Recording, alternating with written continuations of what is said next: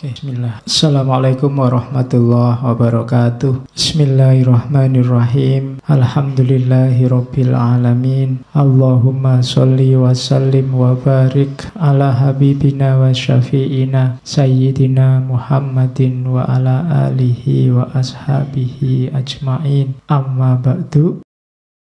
Ini dari Ihya Ulumuddin. Ada satu bab yang kadang-kadang dibahas secara tersendiri, judulnya Asrorus Syam, rahasia puasa. Ada apa dengan rahasia puasa? Menurut Ghazali kita lihat tentang Asrorus Syam, rahasia puasa. Yang pertama di bagian awal itu makomnya puasa. Meskipun kata-kata makom tidak ada di situ. Jadi makom, kedudukan puasa bagi umat Islam, katanya Ghazali, puasa itu seperempatnya iman. Jadi kalau kalian tidak puasa, kehilangan imanmu seperempat. Besar loh seperempat itu. Kenapa disimpulkan seperempat? Karena ada hadis yang bilang as-shaumu nisfus sobri, puasa itu setengah dari sabar. Dan hadis yang lain bilang as-sobru nisful iman, sabar itu setengahnya iman. Jadi sabar, puasa, iman itu tidak bisa dipisah. Kalau kita tidak sabar, kita kehilangan iman kita setengah. Ya silahkan dihitung hari ini kalian termasuk sabar apa enggak. Saudaramu, tetanggamu, sahabat-sahabatmu di WA, di YouTube, di Twitter, siapa yang tidak sabar, maka dia kehilangan setengah dari imannya. Itu kalau tidak puasa juga sudah nggak sabar, nggak puasanya tinggal seperempat. Orang beriman harusnya sabar, dan di antara jalan untuk menemukan sabar itu puasa. Tidak cuma puasa lahir, tapi juga puasa batin. Sabar itu kan puasa batin. Kamu dicederai orang, dicaci maki orang, dizolimi orang, sabar. Itu kan puasa. Kalau kamu bales bisa. Kalau sekedar misuh kamu bisa lebih canggih. Cuma kan tidak usah lah. Itu kan puasa namanya. Kalau puasa lahir kan, kalau mau kamu bisa minum banyak tapi tidak minum. Kalau mau kamu bisa makan tapi nggak makan. Kalau puasa batin kan juga begitu. Kalau mau, kalau sekedar kamu dimaki orang, kalau sekedar maki-maki, bisa 3 kali lipat lebih dahsyat daripada dia. Cuma enggak. Itu kan sabar. Jadi seorang beriman, dia cirinya antara lain sabar. Dan orang bisa sabar itu adalah orang yang mau puasa. Orang yang tidak siap puasa biasanya tidak bisa sabar. Orang tidak puasa itu apa? Yos, pokoknya apa yang ada di hatinya diucapkan begitu saja. Apa yang diinginkan diraih begitu saja, tanpa mempertimbangkan positif negatifnya. Sabar itu kan bisa sabar dari dan juga sabar untuk. Sabar dari itu atas yang menimpa dirimu. Kalau sabar untuk itu ketika kalian melakukan sesuatu. Kalau sabar untuk itu dalam agama namanya istiqomah. Tiap hari tak coba sholat duha, itu sabar untuk. Istiqomah terus sholat duha, sabar dijalani terus. Itu namanya sabar untuk melakukan sesuatu. Ada juga sabar dari, atas yang menimpa, atas yang kita alami, kita sabar.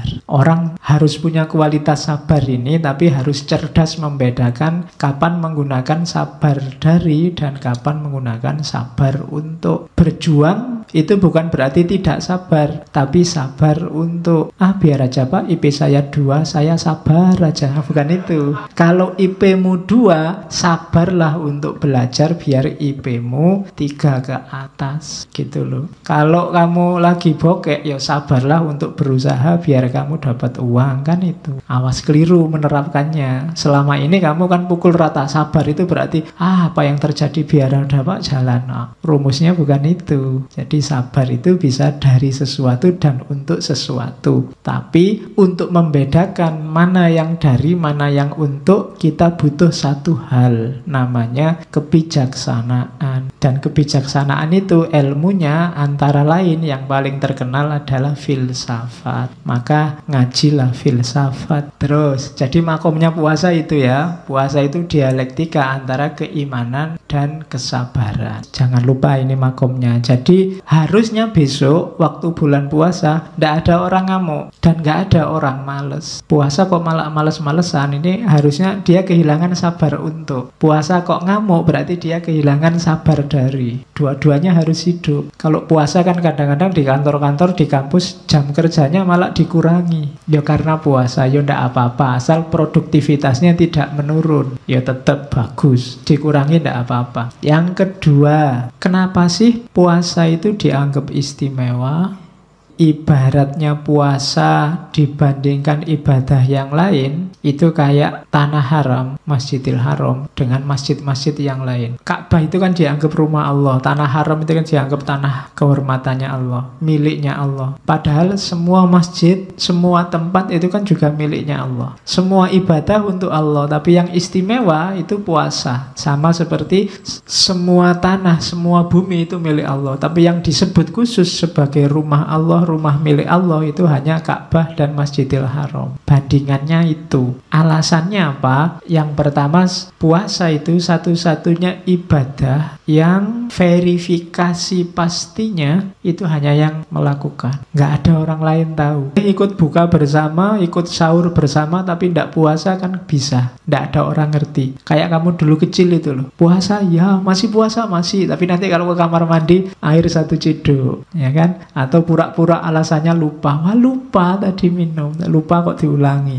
Kan sering dulu kita waktu kecil begitu. Yang nggak ngalami kan nggak lihat. Kamu makan apa nggak kan nggak kelihatan. Jadi satu-satunya ibadah yang hanya kamu dan Allah yang tahu. Itu yang bikin puasa istimewa. Ibadah yang sifatnya subjektif. Orang nggak bisa menilai. Jadi hanya kita yang tahu. Itu yang bikin puasa istimewa. Kalau sholat kan orang bisa lihat. Kalau sedekah orang bisa ngerti, bisa ngitung. Haji apalagi, sebelum berangkat aja orang sak kecamatan diundang. Yang kedua, puasa adalah ibadah yang terang-terangan nantang setan, terang-terangan menyisihkan nafsu, keduniaan, hasrat-hasrat jasmaniah yang dangkal, yang terang-terangan begitu puasa. Kemarin kalau sholat kan implisit semua. Sholat itu tanha anil fasya wal mungkar, batinnya implisit, tidak kelihatan. Kemudian apalagi kemarin haji itu kan banyak sekali makna, tapi tidak kelihatan. Orang harus mendalami dulu. Tapi begitu puasa, langsung kelihatan bahwa ini melawan hawa nafsu. Nafsu makan, nafsu minum, nafsu seksual, dilawan semua. Itu kan ibadah yang terang-terangan melawan nafsu, itu puasa. Makanya ada hadis Nabi, wahai anak-anak muda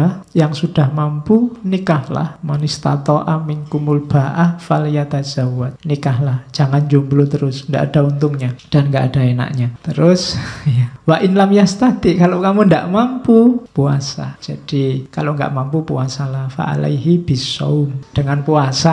Cuma puasa yang beneran ya. Nanti ada cirinya puasa yang beneran. Kalau cuma puasa menahan lapar dan haus, itu masih belum bisa jadi benteng untuk yang belum mampu kawin. Karena kalau hanya puasa lahiriah, susah jadi benteng. Kadang-kadang puasa nafsumu tambah besar. Karena ya puasa sih iya, tapi internetannya terus, buka HP terus. Kadang-kadang ngomongnya saru-saru, kadang lihat gambar apa, lihat video apa. Videonya video ceramah, cuma karena yang ceramah bunyai, pikiranmu kemana-mana. Wah, bunyai itu. Bisa begitu kan? Karena puasa adalah ibadah yang secara terang-terangan nantang setan. Setan dalam dirimu sendiri khususnya, hawa nafsu. Setannya yang asli katanya dibelenggu. Cuma kan setan itu kan tidak berdaya kalau nggak kompatibel sama dimensi rohanimu. Cuma selama ini kamu tidak pernah mikir kompatibilitas itu. Jadi setan selalu cocok sama dirimu. Waktu puasa setan nggak cocok. Jadi analoginya maka dibelenggu. Dibelenggu itu bukan kok terus malaikat datang setannya dirantai. Terus kamu di mana ya kira-kira dibelenggunya, bukan itu. Tapi setan otomatis terbelenggu. Kenapa? Harusnya jiwanya orang puasa itu tidak nyambung sama situasi setan dan kesetanan. Cuma hati-hati kalau habis maghrib nafsumu kumat lagi, kesetanan lagi, ya kompatibel lagi, setan bisa masuk. Waktu siang, oh ndak kita puasa, nanti aja habis maghrib misalnya gitu. Nanti ditawari pacarnya, mas jalan-jalan lu, jangan sekarang puasa, nanti habis maghrib kita ke mall bareng, ayo podo wae. Habis maghrib kompatibel lagi dirimu sama setannya, nyambung lagi. Jadi diinget-inget itu state-nya puasa, wilayahnya orang puasa. Jadi melenyapkan dimensi setan dalam dirimu. Kadang-kadang puasa itu kan keuangannya lebih banyak keluarnya dibandingkan bulan biasa. Hari-hari gini kan kamu tidak pernah mikir bikin kolak apa beli kolak. Kalau puasa mikir. Biasanya kamu makan cuma nasi kucing satu sama air putih, selesai. Begitu puasa kamu mulai mikir takjilnya pakai apa, minumnya apa, kemudian makan utamanya apa, cemilannya habis sisa apa. Itu sama aja balas dendam. Jadi kamu merasa paginya disiksa dan malamnya bebas.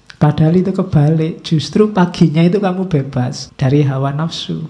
Maka manfaatkan malamnya ketika kondisimu sedang bersih untuk yang baik-baik. Oke, terus ini banyak dalil cuma saya comoti, saya copy paste. Sesungguhnya setan itu berjalan dalam diri anak cucu Adam lewat jalan darah. Fadoyiku majarihi, maka sempitkanlah jalannya setan itu dengan kamu lapar. Yo paling ndak secara lahiriah rasional itu kalau kamu lapar kan kamu nggak mikir neko-neko, yang kamu pikir makanan toh. Begitu kamu kenyang baru mikir aneh-aneh. Itu paling gampang logikanya itu. Jadi sempitkan jalannya. Sempitkan kan bukan berarti hilangkan. Masih ada setan bisa masuk. Cuma sekarang sempit karena kamu cuma mikir makanan ketika kamu sedang lapar. Ngatasinya kan gampang kalau cuma makanan. Kalau makan kan nggak neko-neko lah. Tapi kalau mikir yang lain itu kadang-kadang bahaya. Itu mungkin maunya hadis itu. Jadi sempitkanlah jalannya. Paling enggak meskipun puasamu nggak dalam, nggak sampai batin, nggak khawasul khawas, tapi dengan kamu lapar itu sudah pikiranmu sudah paling ke makanan. Kalau habis-habis asar ketika kamu sudah melilit itu mbok liwat ada cowok cakep apa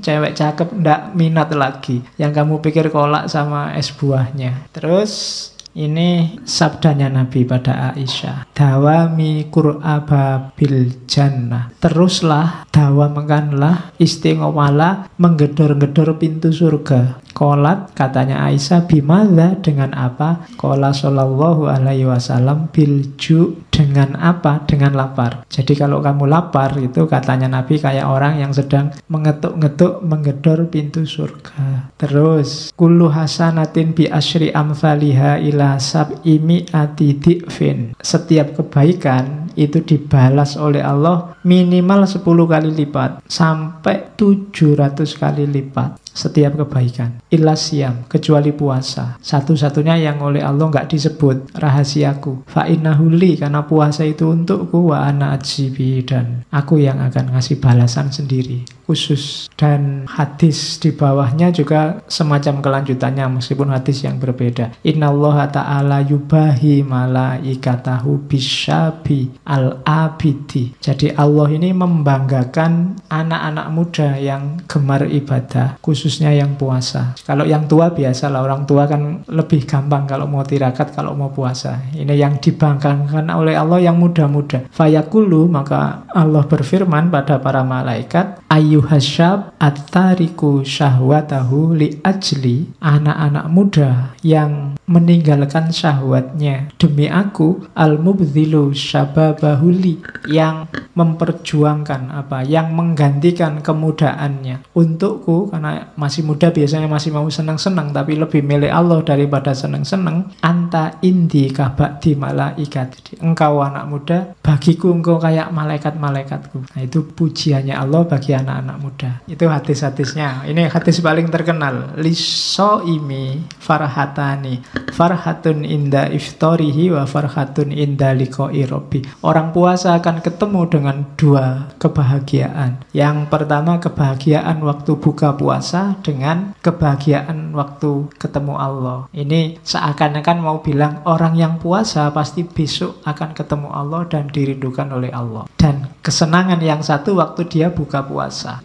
Sebenarnya buka puasa itu biasa cuma makan. Karena ada puasanya dia jadi luar biasa. Hidup kadang-kadang butuh ini, butuh puasa dulu. Kamu belajar belajar itu kan jenis puasa. Yang lain seneng-seneng kamu belajar, tapi yang lain tidak akan nemu buka puasa kayak yang kamu belajar tadi. Belajar menemukan buka puasa namanya pinter, nilainya tinggi. Itu tidak ditemui yang tidak ikut puasa. Jadi ini rumus. Puasa itu kan bukan berarti kalian tidak mampu. Bisa, cuma kalian tahan. Kenapa orang Jawa nyuruh sering-sering tirakat? Tirakat itu meninggalkan yang nikmat-nikmat, yang enak-enak, karena akan ada buka puasanya besok. Orang yang berjuang, orang yang mati-matian, orang yang itu kan nanti ada buka puasanya. Dibandingkan yang santai-santai, mereka tidak akan nemu buka puasa. Sama-sama makan waktu maghrib, nikmatnya beda antara yang puasa dan yang tidak puasa. Maka terus dilanjutkan, konteksnya puasa. Ngomong puasa itu tidak cuma ngomong lapar dan